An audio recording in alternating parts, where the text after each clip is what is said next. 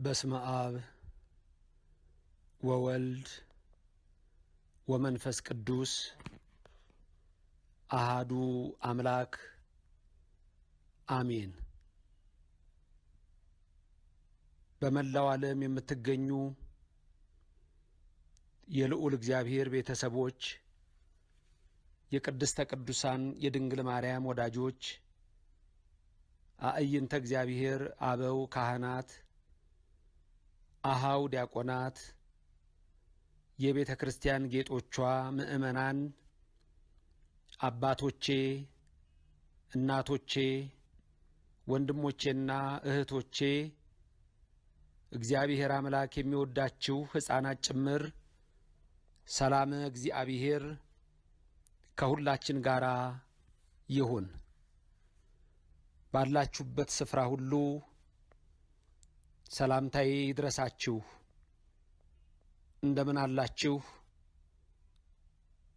የአብ ጸጋ፣ የወልድ ቸርነት፣ የመንፈስ ቅዱስ ኅብረት አንድነት በእናንተም በዘመዶቻችሁ ሁሉ ላይ አድሮ ይኑር። በሀገራችንም ላይ አድሮ ይኑር። በዚች ሰዓት የሱን ተስፋ እንድንሰማ የሱን ቃል እንድናደምጥ ይህንን ጊዜ የሰጠን ኃያሉ አምላክ የሰራዊት ጌታ እግዚአብሔር ከዘላለም እስከ ዘላለም ለስም አጠራሩ ክብር ምስጋና ይግባው። ዛሬ ረድኤተ እግዚአብሔርን አጋዥ በማድረግ እንደ አምላካችን ቅዱስ ፍቃድ የዓለም ብርሃን ቅዱስ ጳውሎስ፣ የአሕዛብ ብርሃን ቅዱስ ሐዋርያ ጳውሎስ የቆሮንቶስ ክርስቲያኖችን በመከረበት፣ ባስተማረበት፣ በገሰጸበት መልእክቱ ሁለተኛ መልእክቱ ላይ ወደ ቆሮንቶስ ሰዎች በጻፈው ምዕራፍ 4 ቁጥር 17 እና 18 ላይ የተመረኮዘ ሲሆን ርዕሳችን የሚሆነውም የጊዜያችን መከራ የሚፈታበት ምስጢር በሚል ይሆናል። የጊዜያችን መከራ የሚፈታበት ምስጢር።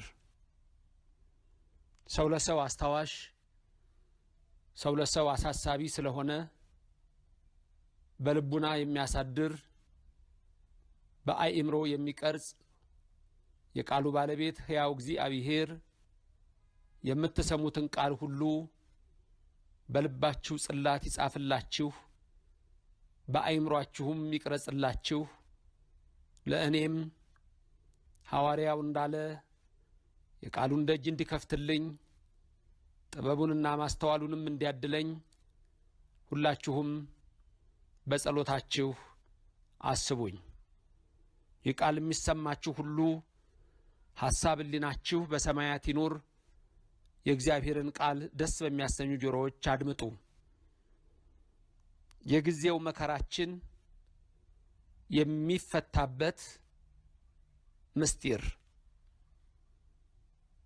ብዙ ጊዜ አብዛኛው አሁን ሕዝባችን ወገናችን እድሜውን ሙሉ መከራ ሲያይ፣ ጭንቀት ሲያይ፣ ፈተና ሲያይ፣ ሞት ሲያይ፣ ህመም ሲያይ፣ ደዌ ሲያይ፣ ረሃብ ቸነፈር ሲያይ፣ መጠላላት መነካከስ ሲያይ፣ በዛ ላይ የኑሮ ውድነት ሲያስጨንቀው፣ ልጆቼን ምን አበላለሁ ሲል፣ የቤት ኪራይ ምን እከፍላለሁ ሲል፣ ነገንስ እንዴት ሆናለሁ ሲል ስለ ዘመዶቹ ሲጨነቅ፣ ስለ ታመሙ ወገኖቹ ሲያለቅስ ይህ የተለመደ የዕለት ኑሯችን ሆኗል።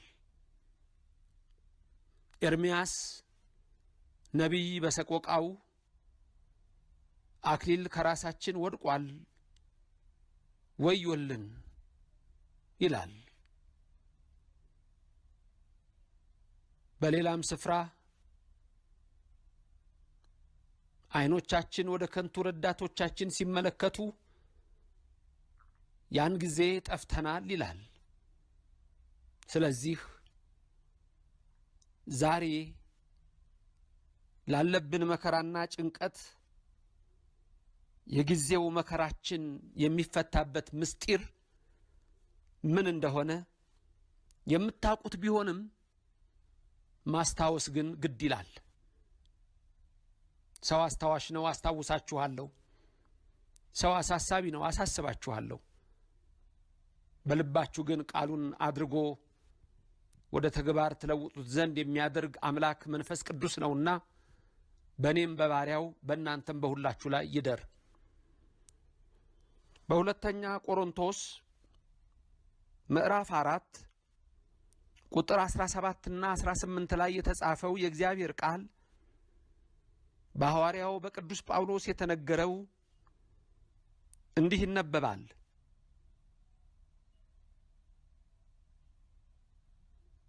የማይታየውን እንጂ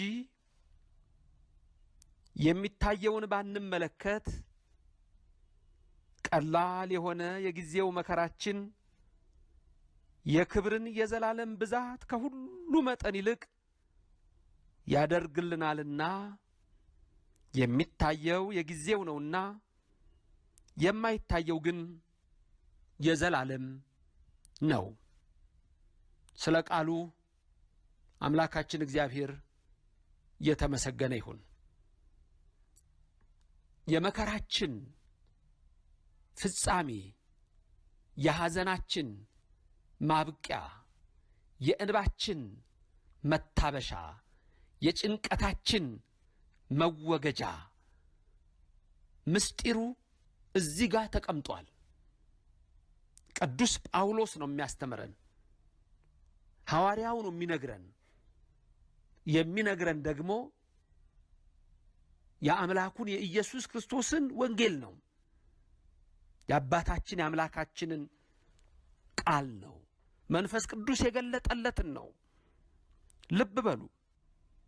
የማይታየውን እንጂ የሚታየውን ባንመለከት ቀላል የሆነ የጊዜው መከራችን የክብርን የዘላለም ብዛት ከሁሉ መጠን ይልቅ ያደርግልናልና የሚታየው የጊዜው ነውና የማይታየው ግን የዘላለም ነው። በክርስቶስ ክርስቲያን በወልድ ውሉዳን የተሰኛችሁ እግዚአብሔር በደሙ የዋጃችሁ እናንተ የኦርቶዶክስ ልጆች፣ ሌሎችም ይህን ድምፅ የምትሰሙ ሁለት ነገሮች እዚህ ጋር ልብ በሉ። አንድ የማይታይ፣ ሁለት የሚታይ። የዚህም ደግሞ የሚታየው የጊዜው የማይታየው ግን የዘላለም መሆኑን ነው። የማይታይ ያለ የዘላለም ነው። የሚታይ ያለ የጊዜው ነው። ቅዱስ ጳውሎስ ቀላል የሆነ የጊዜው መከራችን ነው ያለው። ቀላል ነው ያደረገው። ሐዋርያት እስከ ሞት ድረስ እንኳን ሲጓዙ ሲሄዱ ቀላል መከራ ብለውታል።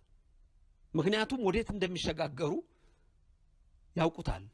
ቅዱስ ጳውሎስ ሊሄድ ከአምላኬ ጋር ልኖር ናፍቃለሁ ይላል፣ ከሁሉ ይልቅ ይሻላልና። በምድር ሕይወታቸው ነቢያት፣ በምድር ሕይወታቸው ሐዋርያት፣ በምድር ሕይወታቸው ሰማዕታት፣ በምድር ሕይወታቸው ጻድቃን ብዙ መከራን፣ ብዙ ፈተናን፣ ብዙ ስቃይን ቀላል ብለው የጊዜው መከራ ብለው ተቀበሉት። ብዙ ጊዜ የምገልጽላችሁ በረከቱ የጸሎቱ በረከት በእኔም በእናንተ ላይ ይደርና ቅዱስ አባት ቶማስ ዘመርአስ ነው። ቶማስ ዘመርአስ ለጣዖት ካላጠንክ ብለውት 22 ዓመት ሙሉ ከእጁና ከእግሩ እየቆረጡ ለጣዖት ያጥኑ ነበረ። ዛሬስ አትክድም እያሉት፣ ዛሬስ አትክድም እያሉት፣ እጆቹ አልቀው እግሮቹ አልቀው አምላኬን አልክደውም ይል ነበር። ይሄ ጊዜያዊ ነው፣ ዘላለማዊ ዓለም አለ። ይሄ የሚታይ ነው፣ ጠፊ ነው። የማይታይ ዘላለማዊ አለ ብሎ በማይታየው አምላክ ጸንቶ የኖረ ቅዱስ ነው አባ ቶማስ። በረከቱ በእኔም በእናንተ ይደር፣ የአምላኩ በረከትም አይለየን። እንዲህ ነው የተቀበሉት ክርስቲያኖች። በዚህ ነው የኖሩት። ሰማዕታት በዚህ ነው የኖሩት፣ በተጋድሎ ነው የኖሩት። ለዚህ ነው የቅዱሳን የሰማዕታት መጽሐፋቸው ምን ተብሎ ነው የሚጠራው? መጽሐፈ ገድል ተብሎ ነው የሚጠራው። ገድል ነው፣ የተጋድሎ ህይወት ነው። እናንተም ዛሬ ክርስቲያኖች ክርስቲያን በመባላችን ማተብ በማሰራችን ቤተ ክርስቲያን በመሄዳችን እምነታችን አጥብቀን በመያዛችን በርካታ የሆኑ ፈተናዎች፣ መከራዎች፣ ስቃይ በእኛ ላይ ሊመጣ ይችላል። በቃል የተሰለፉብን አሉ፣ በሰይፍ የተሰለፉብንም ይኖራሉ። ስለዚህ ይሄን ሁሉ መከራ ስለ ሀገራችንም ይሁን ስለ ቤተ ክርስቲያናችንም ይሁን ስለ ሰው ልጆች ሁሉ ይሁን ስለምንም የሚመጣውን መከራ ምስጢሩ መፍቻው ቁልፉ ምንድን ነው ስንል እዚህ ቅዱስ ጳውሎስ የገለጠልን አብይ ነገር ነው። ምንድን ነው ያለው ሐዋርያው? ቀላል የሆነው የጊዜው መከራችን እንደውም የክብርን የዘላለም ብዛት ከሁሉ በላይ የሆነውን ያደርግልናል ያለው። እንደውም መከራችን በረከት ያመጣልናል ነው ያለው። ፈተናችን በረከት ያመጣልናል ነው ያለው። ስቃያችን በረከትን ያመጣልናል ነው ያለው። ስለዚህ እግዚአብሔር ደግ ነገርን ለልጆቹ ያሰናዳል። ሁሉ ጊዜ ጨለማ አይሆንም፣ ፀሐይ ይወጣል። ሁሉ ጊዜ ዶፍ አይዘንብም፣ ደመናው ይገፈፍና የብርሃን ደመና ይወጣል። ሁሉ ጊዜ ለቅሶ አይሆንም፣ ሳቅ ይደረግልናል። እግዚአብሔር ሳቅን አደረገልኝ አለ አብርሃም። ሚስቱም ሳራ ይሄንኑ ደገመች። እንደውም ራሷ ሳቀች ትወልጃለች ስትባልም በእርጅና በኋላ እግዚአብሔር ሳቅ አድርጎልኛልና ብላ የልጇን ስም ብላ ጠራችው ይስሐቅ። የአብርሃም በረከት፣ የሳራ ረድኤት፣ የይስሐቅ ጸጋ በእናንተ ላይ ይደር። ተመልከቱ፣ ሳቅ አድርጎልኛል እግዚአብሔር። ያችን ሰዓት መጠበቅ አንችልም። ትቸኩላላችሁ፣ ትጣደፋላችሁ፣ በራሳችሁ ታስባላችሁ። ቅዱስ ጳውሎስ አሁን የሚነግረን ግን ምንድን ነው? የሚታየውን ባንመለከት የማይታየውን ብናይ ማለት ነው። የሚታየው የምድር ስልጣን፣ የሚታየው የምድር ሰው፣ የሚታየው ጊዜያዊ፣ የሚታየው የምድር ነገር ሁሉ ነው። የማይታየው እግዚአብሔር የሚሰራውን ማየት አልቻልንም። ትምክታችሁ ሰው ሆኗል። በሰው የሚታመን ርጉም ነው ያለው መጽሐፍ ቅዱስ። ብዙ ጊዜ ይሄ ነው ቅድም ያልኳችሁ። ይሄን ሁሉ ዓመታት ጭንቀት ውስጥና መከራ ውስጥ ስንወድቅ አንዳንድ ጊዜ ወደ እግዚአብሔር ቤት ሄደን እንጸልያለን። አዎ ምህላ እናደርሳለን። አዎ ቁጭ ብለን ስናወራ ግን ስለ እግዚአብሔር ድንቅ ነገር ሳይሆን የምናወራው እከሌ አሁን እንዲህ ያደርጋል፣ እከሌ እንደዚህ ትሰራለች፣ እከሌ ተሾመ፣ እከሌ ተሻረ፣ በዚህ በኩል እከሌ ሊገባ ነው፣ በዚህ በኩል እከሌ ሊወጣ ነው ብለን ነው የምናወራው። በማይታየው ታምነን እግዚአብሔር ይሰራዋል የምንል የተባረካችሁ ናችሁ፣ የተቀደሳችሁ ናችሁ። እግዚአብሔር ያደርገዋል፣ እግዚአብሔር ይሰራዋል። ከዚህ በፊት ምን ብያችኋለሁ? እግዚአብሔር ምን አለ እንበል። እከሌ ላይ ምን አለ፣ እንትና እንደዚህ ያቀረበ፣ በዚህ በኩል እንደዚህ የዜና አውታሮች፣ የሶሻል ሚዲያ እነሱን ሰው ሲጠቅስ የሚውለው እግዚአብሔር ምን አለ? ምን አለ እግዚአብሔር? ምን አለ ወንጌሉ? ምን አለ የነቢያቱ ቃል? ይሄን ብንሰማ ይሄን ብናውቅ ወገኖቼ መንገዳችን ሁሉ የተሳካ ነው የሚሆነው። እግዚአብሔር የተሳካ ነው የሚያደርገው መንገዱን። ዓላማው ሁሉ እግዚአብሔር ከኛ ጋር ከሆነ ቅዱስ ነው የሚሆነው። መንገዳችን እሾክ የለውም። እግዚአብሔር ካለ እሾክ ቢኖረው እሾክ ይወገዳል። መንገዳችን ባህር አይሆንም። እግዚአብሔር ካለ ባህሩ ይከፈላል። መንገዳችን ዳጥ አይሆንም፣ ድጥ አይሆንም፣ ጨለማ አይሆንም፣ ጭጋግ አይሆንም። እግዚአብሔር ካለ ብርሃን ነው፣ ብርሃኑን ያበራልናል። የማይታየው እግዚአብሔር እኮ ነው። የማይታየውን እሱም ብትመለከቱ ነው እኮ ቅዱስ ጳውሎስ የሚነግረን። የሚታየውን አለ። አንዳንድ ሰው በሚታይ ባለስልጣን፣ በሚታይ መሳሪያ፣ በሚታይ ገንዘብ ይመካል። እግዚአብሔር ደግሞ በፈረስ ጭን አይመካም፣ አጥብቆ በሚይዝም አይመካም። እንደውም የሚመካ በእግዚአብሔር ይመካ።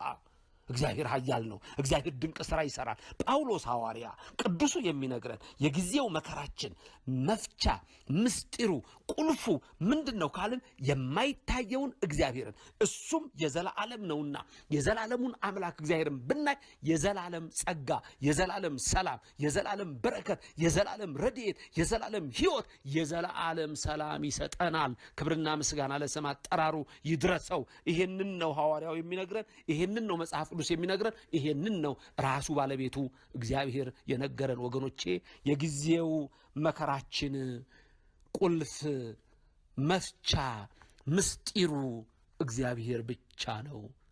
ለጊዜው ያለው ጠፊ ነው። የሚታየው የጊዜው እዩ። ምድራችን ላይ እዩ እስቲ ዘላለማዊ ሆኖ የሚኖር ማን ነው? ማን ነው ዘላለማዊ ሆኖ የሚኖር? ነገሩ ትምህርት አይሆነንም። የትላንቱ ትምህርት አይሆናቸውም። ዛሬ ያሉ ባለስልጣኖች የትላንቱ ትምህርት አይሆናቸውም። ነገ የሚመጣውም የዛሬውን ትምህርት ካላደረገው ይጠፋል። ዓለም እንደዚህ ነው የምትሆነው። ብዙ ሰው ግን አላስተዋለውም። ደስም ላይለው ይችላል። ዘላለማዊ ነህ ቢባል ደስ ይለዋል። እንደ ናቡከደነጾር አንተ እኮ ዘላለማዊ ነህ፣ ርዕሱ ዘወርቅ የተባልክ አንተ ነህ አሉት። ሐሰተኞች ሰዎች መጡና ስተው አሳሳቱት፣ ክደው አስካዱት። ናቡከደነጾር በሐቅለ አዱራን 60 ክንድ የሚሆን የራሱን ምስል ጣዖት አምላክ ነኝ ብሎ አቆመ። ዘላለማዊ ነህ አሉት።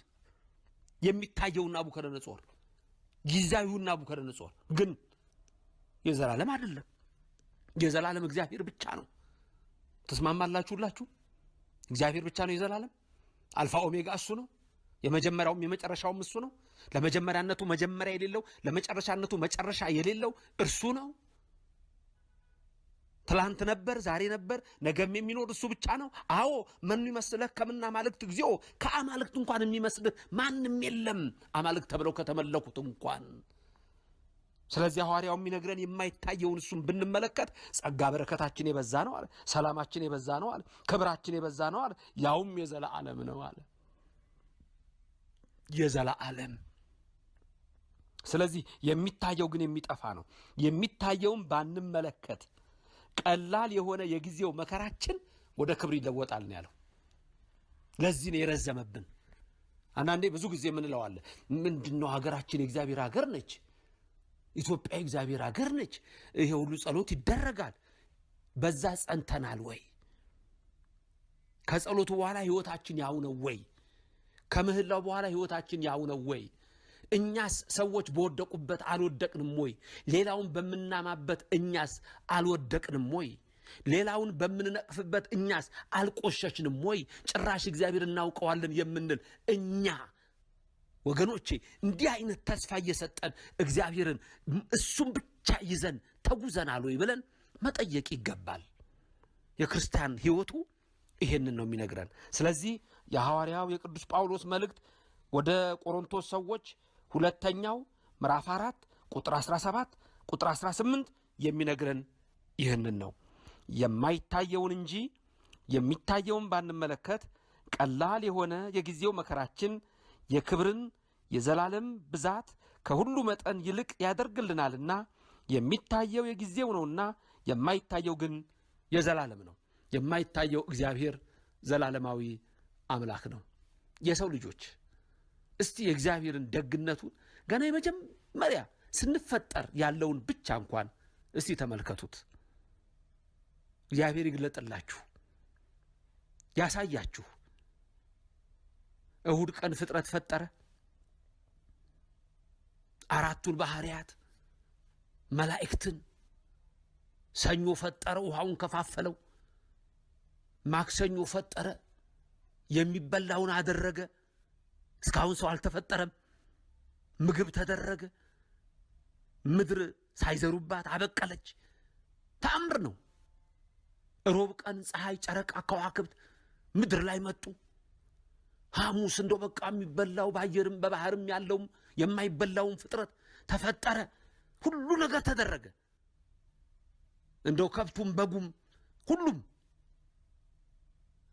ከተፈጠረ በኋላ ዓርብ ሁሉም ፈጥሮ እኛን ፈጠረን። ከዛ ደግሞ ምን አለን? ሲፈጥረን በራሱ አምሳል በራሱ አርአያ ይደንቃል። ከዛ እንደገና ደግሞ እጅግ የሚገርመው ነገር ምንድነው? ባረከን። ተመልከቱ፣ ሁሉም የተባረከ ነው፣ እግዚአብሔር ፈጥሮታል። ግን የሰው ልጅ ባሪያውና በአምሳሉ ተፈጥሮ ራሱ ቃሉ እንደሚለው እግዚአብሔር ባረካቸው፣ ወንድም ሴትም አድርጎ ባረካቸው፣ ቀደሳቸው፣ ገዢ አደረጋቸው። ከዚህ ክብር ነው የወደቅ ነው፣ ከዚህ ክብር ነው ያነስ ነው። የማይታየውን እግዚአብሔርን የፈጠረን እግዚአብሔርን ተስፋ አላደረግንም። በምድራዊ ተመካን፣ በጊዜያዊ ነገር ተመካን። ስለዚህ ነው የችግራችን ቁልፍ የጠፋብን፣ መፍትሄው የራቀን። የጊዜው መከራ ሐዋርያው ጳውሎስ ቀላል መከራ ብሎ የገለጸው ወገኖቼ፣ ይሄ ቀላል የተባለው መከራ ለእኛ ቀላል አይደለም። አዎ ልክ ነው፣ ከባድ ነው፣ ስቃይ ነው። እነሱ አቅለውት የሰማውን ስላዩ ነው ቀላል የሚሉት፣ የሰማውን ስለሚያውቁት። እኔና እናንተ ደግሞ ከደመና በላይ አናይም፣ ከሰማይ በላይ አናይም፣ የሰማዩ አይታየን። ስለሞቱ ዘመዶቻችን እንኳን ስናለቅስ ነው የምንኖረው። እነሱ እኮ በገነት ነው ያሉት። ምን ነው ለምን ያለቅሳሉ? ቢጸልዩ ይሻላል እኮ ነው የሚሉን። እኛ ግን እናለቅሳለን። ወደ እግዚአብሔር የሄዱት ሰዎች እኮ ለሥላሴ ሰግደዋል፣ ለድንግል ማርያም ሰግደዋል። በገነት እኮ ነፍሳቸው ተቀምጣለች ከቅዱሳን ጋር። እኛ ግን እናነባለን። ሐዋርያት ይህንን ያዩታል፣ ከላይ ያለውን ይመለከቱታል፣ የዘላለሙን ያዩታል። የማይታየው እግዚአብሔር ምስጢርን ገልጾላቸው አሳይቷቸዋል። እና አቡነ ተክለ ሃይማኖት ሄደው ከ24ቱ ሊቃነ ካህናት ጋር ከ24ቱ ቄሶች ጋር በሰማይ ሲያጥኑ እኮ አይተው ነው። ሁሉ ነገር እኮ በምድር ላይ ተራ ነው፣ ቀላል ነው አለና አቡነ ተክለ ሃይማኖት እኮ በግራም በቀኝም የሚወጋ ጦር አድርገው 22 ዓመት ሙሉ በአንድ እግራቸው ቆመው ይጸልዩ ጀመር፣ እሳቸውን እየወጋ። እኔና እናንተ አንፈልግም፣ ቆመን መጸለይ አንፈልግም። አይደለም ጦር እንዲወጋን። ኧረ የምን ጦር? ጫማ አውልቆ ቤተክርስቲያን መግባት የከበደ ትውልድ ነን እንዴ! እውነቱን ስንነጋገር እኮ እንደዚህ ነው እኮ የሆነው። እና አቡነ ተክለ ሃይማኖት እኮ መከራው ሁሉ ቀላል አድርገውታል። 22 ዓመት በአንድ እግር ቆሞ በጦር እየተወጉ እግራቸው ተቆርጦ፣ የሚገርማችሁ እግራቸው ተቆርጦ ሲወድቅ ጦሩ እየወጋቸው ቀላል ነው። የዘላለሙ ይታያቸዋል። የማይበሰብሰው፣ የማይቆረጠው፣ የማይወድቀው፣ የማይደማው ክርስቶስ የሚሰጣቸው ክብር፣ በገነት በመንግስተ ሰማያት ያለው ጸጋ ይታያቸዋል። ስለዚህ ምንም አይመስላቸው፣ ቀላል ነው። ለኔና ለእናንተ ግን እንዳልኳችሁ ቀላል አይደለም። አልቻልንም፣ ገና አልለመድንም። በቃ ወዮታ ነው። እንደውም እግዚአብሔርን ይክዳል አንዳንድ ሰው። እንዴት እንዲህ ይሆናል? እንዴት ቤተክርስቲያን ይቃጠላል? እንዴት ካህናት ይታረዳሉ? እንዴት ክርስቲያኖች ይገደላሉ? ወይም ደግሞ እንዴት ሰው ልጆች ይሞታሉ? ስለ ሁሉም ነው የምናስበው እኛ ኦርቶዶክሳውያን። ለኦርቶዶክሱ ብቻ አይደለም፣ ለሁሉም እናስባለን። ማንም አይሙት ነው የምንለው ሁሉ ጊዜ፣ ማንም አይሙት። እግዚአብሔር ሰላሙን ይስጠን ለሁላችንም። ለነ አቡነ ተክለ ሃይማኖት ግን ቀላል ነው። ለነ ቅዱስ ጊዮርጊስ ቀላል ነው። ለነ ቅዱስ ጳውሎስ ቀላል ነው። ለእኔና ለእናንተ ከባድ ነው። አናይማ። አይናችን ከደመና በላይ የሚያየው ነገር የለም። የሞቱ ዘመዶቻችን የት እንዳሉ አናቅማ። ጥርጥር ላይ ነው ያለኸው፣ ገና ጥርጥር ላይ ነው ያለሽው። በገነት ተቀምጠው በእግዚአብሔር ዙፋን ሰግደው ለሥላሴ ሰግደው መላእክትን አይተው ከመላእክት ጋር ደስ ብሏቸው እያመሰገኑ በገነት ዛሬም ገናኛ ጭንቀት ላይ እግዚአብሔርን ክፉ የምታረጉ ሰዎች አላችሁ። አንዳንድ ሰዎች እግዚአብሔርን ጨካኝ የምታረጉ። መሐሪ አምላክ ነው። በ40ና በ80 የተጠመቅናት ጥምቀት እኮ ወደ መንግስተ ሰማያት የምታገባ እኮ ናት። የተቀበልነው ስጋውና ደሙ እኮ የዘላለም ሕይወት ነው። ምንም በኃጢአት ብንቆሽሽ በጽድቃችን አይደለም ገነት መንግስተ ሰማያት የምንገባው፣ በእግዚአብሔር ቸርነት በየዕለቱ ይቅር በለኝ ብለን በየዕለቱ የምንደግማት አቡነ ዘበሰማያት ህድግ ለነ አበሳነ ወጌጋዬን እኮ ነው የምንለው። በየዕለቱ ያንን የሚቀበል ቸር አምላክ ነው ያለን። እኛ ክፉ ስለሆንን እግዚአብሔርንም ክፉ አድርገነዋል። እኛ ጨካኝ ስለሆንን እግዚአብሔርን ጨካኝ አድርገነዋል። አንዳንድ ሰባኪዎችም ጨካኝ አድርገው ሰብከውታል እግዚአብሔርን፣ መሐሪውን እግዚአብሔርን፣ ይቅር ባይ እግዚአብሔርን፣ ሩህሩህ እግዚአብሔርን፣ ምሕረቱ የበዛውን እግዚአብሔርን። በቀኙ የተሰቀለውን ሽፍታ ተዘከረኒ እግዚኦ በውስተ መንግሥትከ፣ አቤቱ በመንግሥትህ አስበኝ ሲለው ዛሬ ከኔ ጋር በገነት ትኖራለህ ያለው ከዚህ በላይ ምን ይንገረን? ከዚህ በላይ ምን ያስተምረን? ከዚህ በላይ ምንድነው ሊነገረን የሚገባው? ዛሬ ከኔ ጋር በገነት ትኖራላችሁ ነው እኮ ያለን። ዛሬ በቃ ይቅር በለኝ ብለን ስንጸልይ እኮ የገነት ዜጎች ነን፣ የመንግስተ ሰማያት ልጆች ነን። ጥምቀትን የተጠመቅናት ለዛ ነው። ስጋው ደግሞ የተቀበልነው ለዛ ነው። የጊዜውን ኃጢአታችንን ይደመስሰዋል። ንስሐ መግባት፣ ይቅር በለኝ፣ ማልቀስ፣ መንበርከክ። አሁን ይህን ትምህርት ሰምታችሁ አቡነ ዘበሰማያት ብቻ ደግማችሁ ማረኝ ብትሉት እግዚአብሔር ይፍታ ምሕረቱን ይልክልናል ወገኖቼ። ይሄ ነው የኛ አምላክ። ስለዚህ ለዚህ ነው ስለማይገባን ነው የሚመጣው መከራ ሁሉ በቃ አስደናቂ አድርገን አስደናቂ የምናደርገው። ቅዱሳን አይደነቁበትም። እየዘለሉ ነው ሞት ውስጥ የሚገቡት። እሳት ነዶ እኮ እየዘለሉ በኢየሱስ ክርስቶስ አምናለሁ እያሉ ነው የሚገቡት። ወደ ሰይፍ ስለት እኮ ነው የሚሄዱት። አሁን ያለ ትውልድ ግን አልገባውም። ወንጌል አልገባው፣ መጽሐፍ ቅዱስ አልገባው፣ የአባቶች ገድል አልገባው፣ የቅዱሳን ገድል አልገባው። ለዚህ እኮ ነው መፍትሄው የጠፋን። ለዚህ እኮ ነው ሁሉ ጊዜ ስናማር ተመስገን ሳንል እንደ እስራኤል በምድረ በዳ መና እያወረደ ሲመግባቸው ይሄማ ከምድር ብቅ ከሰማይ ዝቅ ቢል ተራራ ስለሆነ ነው መና የወረደው እንጂ ቆላ ቢሆን እኮ መና አይወርድም አሉ። ምን አይነት ልብ ነው ያላቸው? ሙሴ ይዛቸው ቆላ ወረዳ ነው። ቆላ ወረዱ፣ መና ወረደ፣ ምግቡ መጣ፣ ሰጣቸው። እንደዛ ሆኖ ደግሞ አሁንም ያሙታል እግዚአብሔርን ያልታደሉ። ባፋቸው እየበሉ ባፍንጫቸው ትል እየሆነ ወጣ። እግዚአብሔር ሲቆጣ እንዲህ ነው። የሚያጉረመርም ትውልድ፣ መከራ የሚያበዛ ትውልድ። አሁን ብዙ የኦርቶዶክስ ልጆች አስተውላችሁ መጓዝ አለባችሁ። የሚመጣብን መከራ በጸጋ እንቀበለዋለን። በመዋደድና በፍቅር ግን ለስራ እንነሳለን። የሚመጣብንን መከራ ሁሉ በክርስቶስ እንችለዋለን። ለቀና ስራ ደግሞ እርስ በርስ እንፋቀራለን። ይሄንን ነው ማድረግ። ወሬ ማድመቅ፣ የሶሻል ሚዲያ መጫወቻ መሆን፣ ጆሮን ማበላሸት፣ አይንን ማበላሸት፣ ልቡናን ማቆሸሽ፣ በከንቱ ቃላት ከእግዚአብሔር መጣላት ነው። የማይታየውን ተስፋ እናድርገው አለ ቅዱስ ጳውሎስ። የሚታየውን አይደለም፣ የማይታየው እግዚአብሔር የዘላለሙን ይሰጣል አለ። ያ የሚታየው ግን ጊዜያዊ ነው አለ። በጊዜያዊ ነገር ላይ መመካት ከፈለጋችሁ ተመኩ። ጊዜያዊ ሆኖ በጊዜው ያልፋል። ዘላለማዊው ግን የማይታየው እግዚአብሔር ነው። አብርሃም የማይታየውን እግዚአብሔርን ተስፋ አደረገ። ናውጣ ሲለው እኮ በመጀመሪያ ከከላውዲዮን ጠራው፣ ወደ ካራን አገባው፣ ከካራን ጠራው፣ ከነአን አገባው። ቅሌን ጨርቄን አላለም አብርሃም። የሚጠራው አለ የታመነ መሆኑን አውቆ ወጣ ነው የሚለው። ዕብራውያን ምዕራፍ 11 ላይ ስለ እምነት ሲነገር ተመልከቱት። ቁጥር 8 ላይ ስታዩ እንደውም መጻተኛ ሆኖ ኖረ ነው የሚለው። እግዚአብሔር የሰራትን ከተማ እየጠበቀ ይላል። የማይታየውን እያየ ጠበቀ። የማይታየውን ተስፋ እያደረገ ጠበቀ። የማይታየው እግዚአብሔር ግን ዘፍጥረት ምዕራፍ 12 ላይ ተመልከቱ። ጠራው፣ አብርሃም አብርሃም አብርሃም አለው። እነሆኝ አለ፣ እባርካለሁ። የሚባርኩህንም እንደውም እባርካለሁ። የሚረግምህ ካለ ደግሞ አብርሃም ያንተን ጻድቅነት ያንተን ነብይነት ንቆ የሚንቅ ካለ የሚረግም ካለ ረግመዋለሁ፣ እንቀዋለሁ፣ አጠፋዋለሁ። አብርሃም አንተን ግን ከነዘር እባርካለሁ። እንደውም ባንተ የሚታመኑትን በመልጃህ የሚታመኑትን አምላክ አብርሃም ብለው የሚጠሩኝን ሁሉ እስከ 1000 ትውልድ እምራለሁ አለው። እንዲህ አይነት ቃል ኪዳን የሰጠው የማይታየው እግዚአብሔር ይገለጻል እኮ፣ ይታያል እኮ። በስራ እኮ ይታያል። አይታይም ስለተባለ አይደለም። ሰማይን ስናይ የእጁ ስራ ነው። ምድርን ስናይ የእጁ ስራ ነው። ተራራው የእጁ ስራ ነው። ውቅያኖሱ የእጁ ስራ ነው። አራዊቱ የእጁ ስራ ናቸው። እንስሳት የእጁ ስራ ናቸው። አዕዋፍ የእሱ ስራ ናቸው። በባህር ውስጥ ያለው የእጁ ስራ ነው። ሁሉን አድርጓል። ይታያል እኮ እግዚአብሔር። ለስም አጠራሩ ክብር ምስጋና ይግባውና፣ ስለዚህ የማይታየውን ተስፋ ስናደርግ የዘላለሙን እናገኘዋለን። የሀገራችን የጊዜው መከራችን፣ የችግራችን፣ የቤተ ክርስቲያናችን ፈተና ሁሉ እኛ በማይታየው ከጸናን የበዛና እጅግ የተትረፈረፈ በረከትን ይሰጠን ዘንድ የታመነ ነው። የሚታየው ግን ለጊዜው ነው። እግዚአብሔር የሰጠን ተስፋ ይሄ ነው፣ የዘላለሙን። ቀላል ነው መከራው፣ ታልፉታላችሁ። ቀላል ነው፣ ትሻገሩታላችሁ ይለናል ወገኖቼ። በግል ሕይወታችሁም ቢሆን መከራና ስቃይ ሸክም የበዛባችሁ፣ የተንገላታችሁ፣ የተጨነቃችሁ፣